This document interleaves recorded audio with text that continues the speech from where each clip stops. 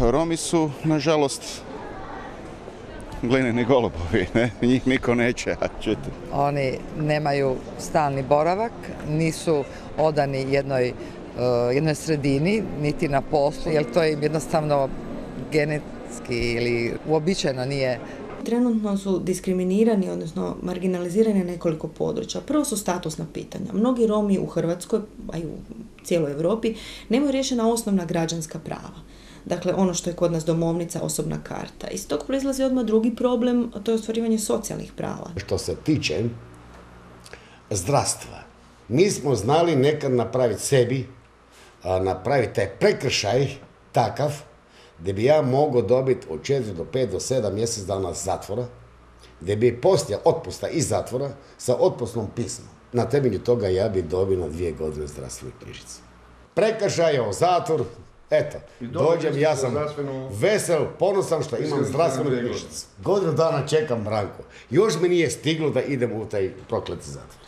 Dolazimo na kraju na 2 najvažnija pitanja, to su obrazovanje, koje je zapravo preduvjet za zaposlenje i samozaposlenje. Postotak nepismenosti i neobrazovanosti u romskoj zajednici je ogroman. Mali je broj srednjoškolaca, ima ih između 200 i 300 trenutno u cijeloj Hrvatskoj. Treba znati da dok nekoj osobi nije data šansa da se kvalitetno obrazuje, ona je indirektno diskriminirana i za to je krivo društvo. Tu, dakle, a priori nije krivo maloljetna osoba. Ovo mi je unuk. Eto, 6 godina u školu ne ide. Isus je ime onog u koje kršćani vjeruje. Isus je načuvao kako pravilno živjeti. Ljubite svoje neprijatelja. Opraštaj drugima zlo koje vam nanose. Činite drugima ono što želite da vam čine. To su djeca, recimo, njegovih godina koji žele, koji vole, recimo, koji se stvarno zainteresiraju, ali oni nemaju niti igralište, nemaju niti gdje da se druže, nema ničega. Djeca su jednostavno izolirana od svijeta. Romi više ne žele živjeti po tim našim romskim naseljima, jer to je za mene jedno geto. A ne da smo zid u zid. Zid u zid sa kućama. Gužva. Mi smo Romi stvarno zatvoreni kao u logoru. Budućnost Roma, napredak Roma ne vidim po tim našim romskim naseljima. Budućnost, napredak Roma vidim kroz integrirano društvo.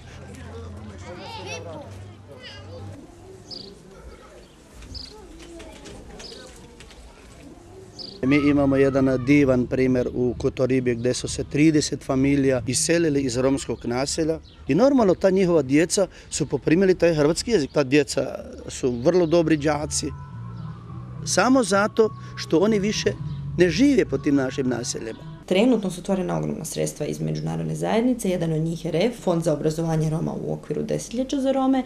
Tu su i FARE projekt Europske unije i CARDS. Romi su glavna društvena grupa kojoj se može pomoći. Prošle godine Romi su bili glavna atrakcija, općenito za sve u Hrvatskoj. Vrtili su se svi oko nas, to je bilo toliko obećanja. Jer oni su dobivali ogromni novac, gdje bi oni došli kao normalno i pravili malu školu za djecu. Sa malom školom smo pomagali, ovdje čak je oni imali u dvorištu šatora 2, gdje smo mi sakupili djecu, ali za svaki sastanak oni su izvukli dobre pare. Ono što je bitno je tu, dakle, da i kad prestanu strane donacije, da ministarstvo nastavi financiranje. Što je s tom zelenom školom sada? Ništa, ne funkcionira više. Gotovo. Prestavlja novac se dobiti, prestavlja i školu. Nema savjetavanja oko nas. Ja znam jednu gospođu koja je komplet taj projekt pokrenula. Kad je došla ovdje, došla je sa Jugićom, a kad je završila zelena škola, novi auto, gospodin. Novi auto i sad se može nama smijeti kako gutuje.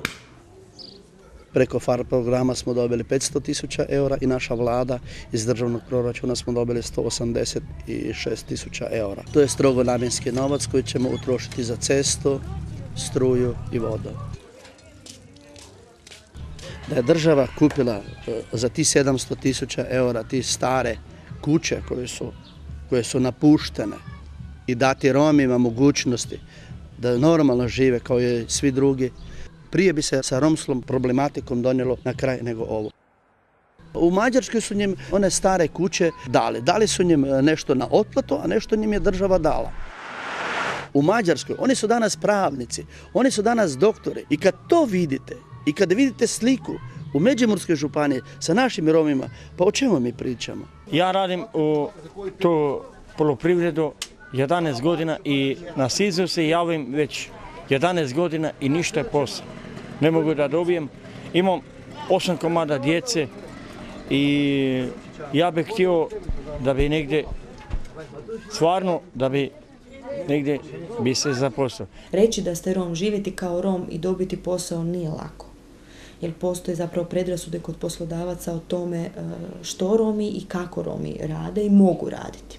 Pa ja osobno nemam prema njima nikakvih predrasuda, mada je uvriježeno mišljenje da su Romi malo i primitivni i šta ja znam da to se najčešće se poveđuje to sa nekom krađom, sa prevarama, sa muljanjanjima i tako, ne? Pa imamo Roma, tako da pola Dubrave dođe raditi, ne znam, okej. Tako da je to neke strašne. Kad su rekli lokalne vlasti, dajte se ljudi probudite. To znači da smo mi shvatili da treba nama škole. Mi kao roditelji koji nismo bili školovani, dali smo sve od sebe da naši sinovi, naše ćerke budu školovane danas, počevši od sebe. Sin mi je autolimar, drugi je zidar, treći tesar. Oni jadno posao ne može dobiti.